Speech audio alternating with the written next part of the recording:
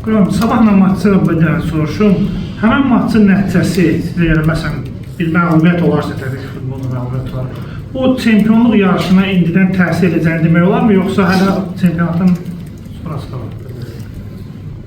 Yox, əlbəttə ki, hələ qarşıda xeyli sayda oyun var. Biz sezon başlayanda da biz geçen yerlerde bir neçə tur sonra, xeyli sonra biz yavaş-yavaş pillə qalxmağa başladı.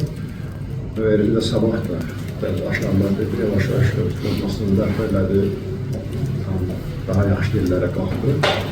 Yəni, vacib oydu, bəli, amma nə bizim üçün, nə sabah üçün. Yəni, biz qalib gəlsək də belə, yəni, o demək deyil ki, biz bunun sonunda çempion olacaq. Çünki dediyim kimi, çox yaxşı kollektiv var sabah, hansı ki, bütün fikrini çempionata yönəldib. Buna görə ya biz qalib gəlsək də, gəlməsək də hələ çox tezlik düşünürəm.